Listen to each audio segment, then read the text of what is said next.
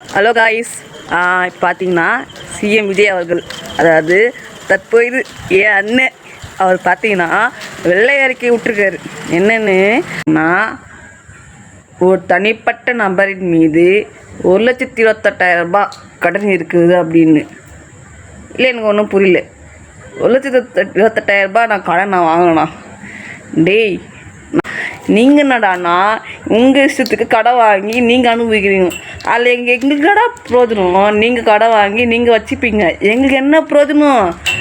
மிஞ்சி மிஞ்சி இந்த கொரோனா மாரி ஒன்று வரும், இல்லை மழை அடிக்கும், மழை டைமில் அதை செய்வீங்க. குழந்தைங்களுக்குமே நீங்கள் ஊரில் கடை வாங்கினீங்கன்னா இன்னும் ஜென்ரேஷன் கடக்க இன்னும் எவ்வளோ வாங்கிங்க.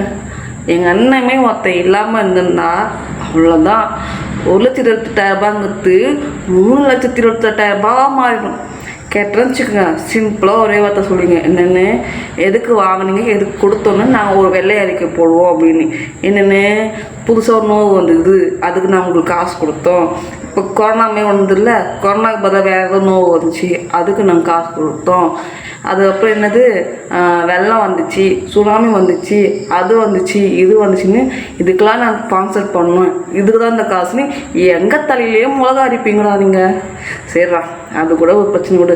இதை வச்சு நீங்கள் எங்கள் மேலே கடன் வாங்குறீங்க சொல்லுங்கள் பார்க்கலாம். அதாவது வருஷத்துக்கு ஒரு வருஷத்தில் வர நாள் பொங்கல், அந்த பொங்கல் அன்னைக்கு நீங்கள் காசு தரணும். அந்த காசுக்கும் 2 வருஷமாக நீங்கள் தரல, 3 வருஷமாக. அது இவ்வளோ ஏன் நீங்கள் ஜெயிச்சு 1 வருஷம் கடக்க போகுது, அப்போவே நீங்கள் எங்களுக்கு பொங்கல் அன்னைக்கு வேட்டி சேலை தான் கொடுத்தீங்களா தவிர காசு கொடுக்கல. சரிங்களா? மக்களுக்கு இது தெரியாதுன்னு நினச்சிக்காதீங்க, எல்லாமே தெரியும். நாங்கள் என்னவோ அப்பா இழிச்ச வாய் மாரி சரி என்ன பண்ணுறது, இனிமேட்டு 2 கட்சி தானே மாற்றி ஓட்டு போட்டுருந்தோம். இனிமேல் எங்கள் அண்ணா ஆட்சி வந்துச்சுல்ல, இனிமேல் பர்மனெண்ட் ஓட்டு எல்லாமே எங்கள் அண்ணன் மட்டும்தான். சரிங்களா? இனிமேல் எங்கள் தலை முழக்கெல்லாம் இருக்காதுங்க.